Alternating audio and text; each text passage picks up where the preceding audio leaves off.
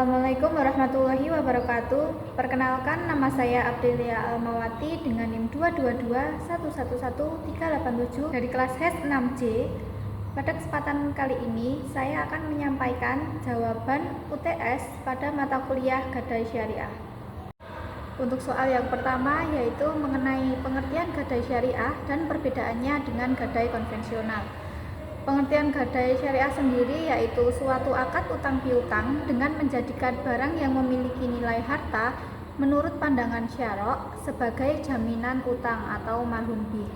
Selanjutnya mengenai perbedaan Gadai Syariah dan Gadai konvensional. Yang pertama dilihat dari segi konsep dasar. Gadai Syariah berprinsip tolong-menolong dalam pemeliharaan barang jaminan tanpa memperoleh keuntungan. Sedangkan Gadai konvensional berbentuk profit oriented atau mengambil keuntungan dari bunga pokok, dari pinjaman pokok atau biaya sewa modal. Yang kedua yaitu dilihat dari jenis barang.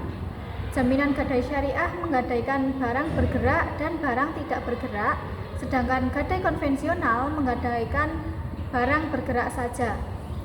Yang ketiga, keuntungan Gadai Syariah yaitu memberlakukan biaya pemeliharaan dari barang yang digadaikan. Biaya itu dihitung dari nilai barang, bukan dari jumlah pinjaman. Sedangkan pada pegadaian konvensional, biaya yang harus dibayar sejumlah dari yang dipinjamkan. Yang keempat, dilihat dari segi prinsip. Gadai konvensional menggunakan prinsip berdasarkan pada hukum perdata, sedangkan Gadai Syariah menggunakan prinsip berdasarkan hukum Islam. Yang kelima yaitu dilihat dari sumber hukum. Gadai konvensional merujuk kepada KUH Perdata, sedangkan Gadai Syariah bersumber pada Al-Quran, hadis, ijtihad ulama, dan fatwa Dewan Syariah Nasional. Yang keenam dilihat dari perlakuannya. Jika nasabah tidak bisa melunasi hutangnya, maka Gadai Syariah akan menjual barang tersebut, kemudian kelebihan dikembalikan kepada yang memiliki barang, sedangkan Gadai konvensional yaitu dilelang. Poin selanjutnya yaitu kelebihan dan kekurangan Gadai Syariah dibandingkan Gadai konvensional. Yang pertama, kelebihan Gadai Syariah yaitu tanpa bunga. Gadai Syariah tidak menerapkan sistem bunga, melainkan menggunakan akad yang sesuai dengan prinsip syariah, seperti ijarah dan mudharabah. Yang kedua yaitu prinsip keadilan, yaitu mengedepankan keadilan dan transparansi dalam transaksi, sehingga mengurangi risiko eksploitasi nasabah. Yang ketiga, dukungan umat Islam, yaitu memperoleh dukungan dari mayoritas umat Islam yang mencari alternatif keuangan yang sesuai dengan ajaran agama. Yang keempat, pinjaman lunak, yaitu menawarkan pinjaman lunak seperti Al-Qardul Hasan yang dapat membantu nasabah dalam kesulitan finansial. Yang kelima, peluang ekonomi, yaitu mendorong pertumbuhan ekonomi melalui pembiayaan yang lebih etis dan berkelanjutan. Poin kedua yaitu kekurangan Gadai Syariah. Yang pertama, metode penghitungan rumit, seperti memerlukan metode penghitungan yang lebih kompleks, terutama dalam pembagian laba dan biaya yang dibolehkan. Yang kedua, keterbatasan jaringan. Jaringan pegadaian syariah masih terbatas dibandingkan dengan pegadaian konvensional yang lebih luas. Poin yang ketiga yaitu keterampilan profesional. Membutuhkan tenaga profesional yang handal untuk mengelola dan menjalankan sistem bagi hasil. Yang keempat yaitu kurangnya familiaritas. Masyarakat masih kurang familiar dengan produk Gadai Syariah yang dapat menghambat adopsi.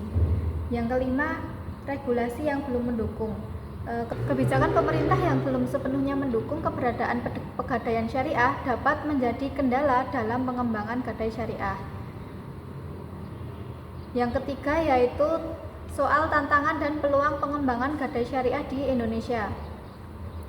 Yang pertama, kurangnya pemahaman masyarakat, yaitu banyak masyarakat yang belum sepenuhnya memahami konsep Gadai Syariah yang dapat menghambat adopsi produk ini. Yang kedua, adanya persaingan dengan lembaga keuangan konvensional. Lembaga keuangan konvensional seringkali lebih dikenal dan memiliki jaringan yang lebih luas, sehingga menjadi tantangan bagi Gadai Syariah untuk menarik nasabah. Yang ketiga, mengenai regulasi yang belum optimal.